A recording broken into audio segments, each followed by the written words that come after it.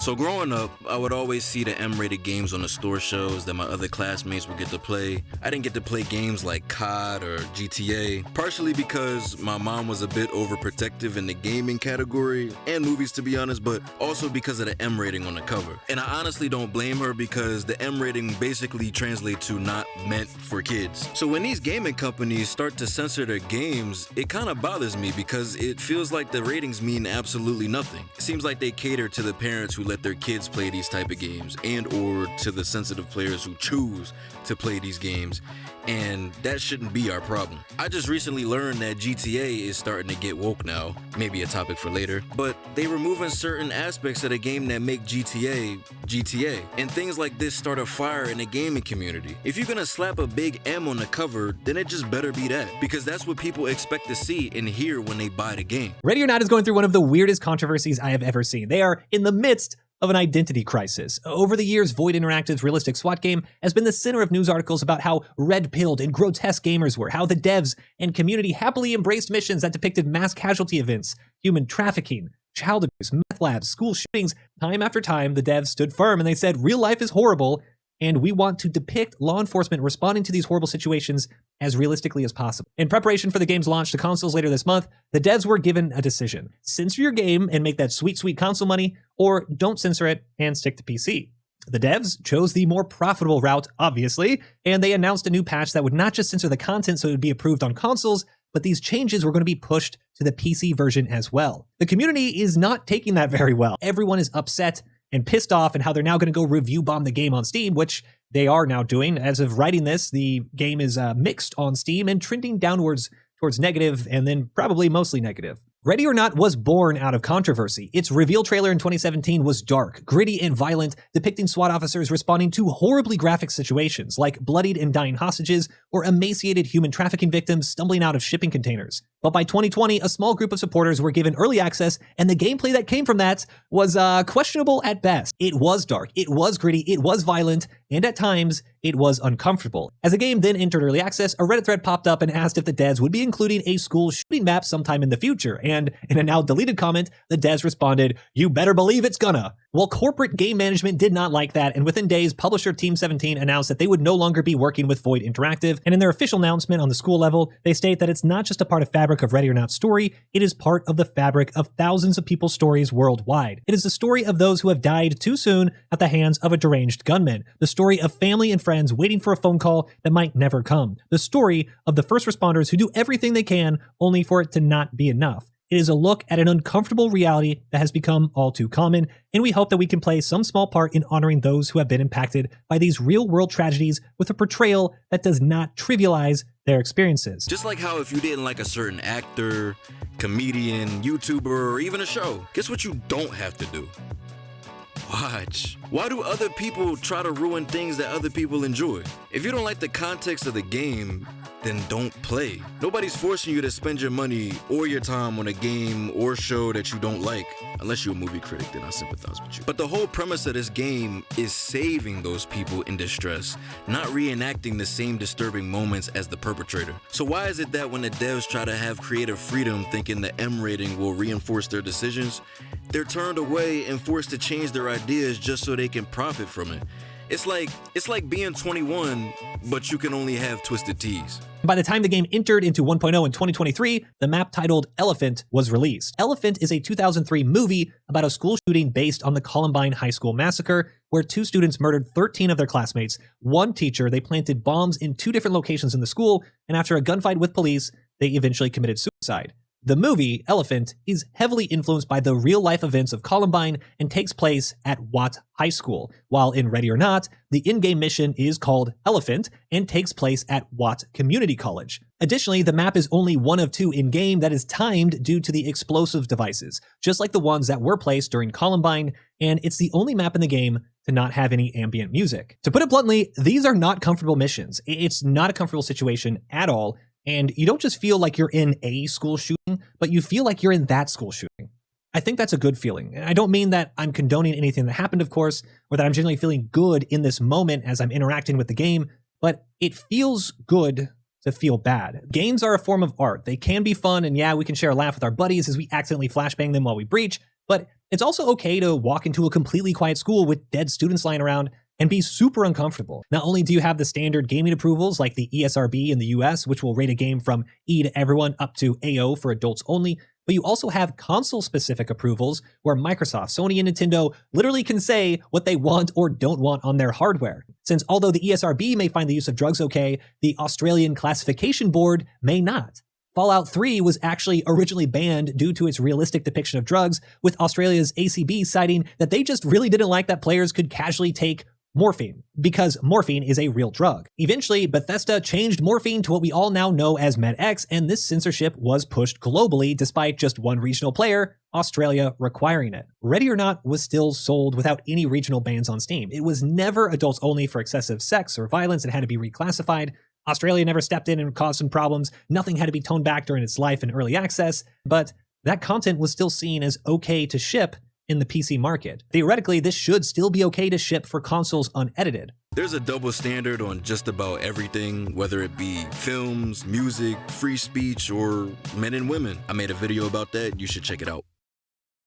Or don't. But a show called The Boys is a perfect example of how far creativity is willing to go. I mean, some of the scenes on the show I can't even put on YouTube because there's no freedom on here either. But they make it their mission to make you feel uncomfortable in these scenes. And I'm sure you have the people who complain saying, oh, it's too much, they need to tone it down. But it's 4 seasons in and they top the last crazy scene they do every time, just when you thought it couldn't get any crazier. But the double standard is that they have the creative freedom to depict these things in scene and are greenlit, but when it comes to gaming, they're forced to change their ideas. We never would have gotten those scenes from The Boys if they didn't have the freedom to do so. We see things like this all the time. TV shows, movies, they have all this type of stuff in it, and at max will be rated R, not X. You can see this on daytime TV. You can go to the movies and see things like this. TV shows like Special Victims Unit constantly have child endangerment. Game of Thrones had gratuitous sex and even rape scenes, and King Joffrey, a child, was poisoned on screen in front of us while we all clapped for it. Well, the reason with that, and I don't agree with it, but at least in the US considers games interactive while TV and movies are passive. And according to the Congressional Senate testimony from ESRB President Patricia Vance on September 28, 2004, she stated that all media are not the same. Motion pictures and television programs usually involve visual depictions of real actors on film in realistic situations. Music consists of auditory and occasionally visual elements. Music, film, and TV are passive media, but games are interactive. This element of player control makes games unique among entertainment media, and it is not at all clear to me that one could devise a single system that could accurately or effectively capture the different aspects of various entertainment media. Passive? If that's the case, then every kid should be able to go see a rated R film without an adult. Because it's passive, right? They aren't committing the act, just simply ingesting it. It's not like if you watch a bunch of red pill content that you won't start acting like a dickhead. It's the same shit. Whether you press X or square to punch an NPC or paid to see a movie where a person punches someone on the street, you still willingly went to go see that movie, just like you willingly ruined that NPC's day. This was her argument for creating a different standard for games, and as such, we now have scenes in movies or TV shows that would ironically never be allowed in gaming. And it's all just because we're not interacting with it. The act of physically holding a controller, of a player controlling this character as this scene unfolds in front of them, is what is so horrible. It engages the player and makes them part of it. Or at least our society believes that. But this still begs the question, why this game and not others? Because there are plenty of extremely violent games out there where players are using a controller and interacting with a very disturbing world. Those games don't get near the level of scrutiny that Ready or Not does, and are also on console. I play a lot of Helldivers, and sometimes you die so hard in the game that your body is unrecognizable. And the Helldivers are people, we're controlling them, we fight with them, but we see our heads on sticks, and we can even obliterate our own teammates. This was approved, but Ready or Not wasn't. Think about that. And maybe it's the fact that it's based on real events. Ooh, but there goes that double standard again. Because what are documentaries? Some movies and the show Dahmer based on. I'll let you answer that one. But that might be because of the themes. Ready or Not, from its inception, has been grounded in reality, using real settings like the Pulse nightclub and Columbine High School massacre to frame its universe. So when you throw in graphic scenes of sexual violence, torture, and child abuse, there is no way to make it make-believe. This is not a sci-fi alien being gibbed by your chainsaw assault rifle. It's a victim who had a name. And this all goes back to the split with Team 17 over the school mission. Void Interactive said that this is part of the fabric of Ready or Not story, that you create missions like this to help tell the story of victims, of first responders, and the struggles that they have dealing with these situations. Void Interactive unfortunately got themselves stuck in the situation where you literally cannot separate reality from game when it comes to violence. I honestly believe someone at Sony or Microsoft just looked at it and said, dude, this is too real. You need to dial it back. Because when someone plays a PC game, the world can just be like, that's just a PC gamer being weird and inappropriate. PCs are crazy. But if someone sees child abuse on an Xbox or a PlayStation, it's now Sony or Microsoft saying they're okay with child abuse. Are they really? No, of course not. But it's marketing, it's optics. It's soccer moms who see their kids doing it on the Xbox in their living room and are just ready to be angry at something. And that's why this is such a problem for the PC community. The realness is what defines Ready or Not. And the moment you walk into a scene that has a convulsing child, you act differently because you imagine what that child has been through. Now, I'm still of the opinion that these censored scenes are still very powerful and shocking in their own right, but it loses the very raw nature of what the game originally expressed. The uncensored ones are way more powerful. Now, is that worth a refund? Are players in their right to say, Ready or Not, you sold me on something that provided me a specific type of gameplay, and these changes, although small, change that completely? Maybe. I think there's an argument for that to be made, but historically the developers probably have a strong enough argument that the vast majority of the content is still unchanged. These missions are traumatic, and although new players may not see anything wrong, old players will always be able to remember the first time they walked into that room or opened that shipping container. And I do think that is why it's a valid reason to criticize the game, to stop playing it, and even write a negative review and request a refund, even if you don't get it, because this one change also means that all future updates will be sanitized from the beginning. Games are supposed to be an escape from reality. Even if the game says it's trying to be realistic, I'm never gonna be a SWAT soldier, I'm never gonna be a race car driver, and I'm never gonna rob a... Let me not speak too soon. I'm playing, but you get what I mean. Why would you want to play a game or watch a show to escape reality to still be pulled back into it? Or in this case, want to see reality and be force-fed a fake one anyway. It's not what I paid for. The marketing of the game is what sold me. I just wish people would leave games alone, just like how they leave in certain shows and movies alone. Yeah, they might have a complaint or whatever, but just don't watch it. If you don't like it, don't watch it. Like, it's not that hard, honestly. It's really not that hard. You know Trey Rags, he's always saying some controversial stuff. But if you don't like his type of comedy because he does dark humor, then don't watch it. It's not that hard. You don't have to try to ruin it for everybody because there's somebody out there that enjoys that type of stuff. Now, if it's something crazy that, you know, a lot of people couldn't get behind, then yeah, obviously get some help. Like I was saying, I just wish people would leave games alone because there's also a rating on games. Even in Steam, where you gotta put your birthday in. Now, if you lie about your birthday, that's on them, and that's on the parents. But that's your parenting.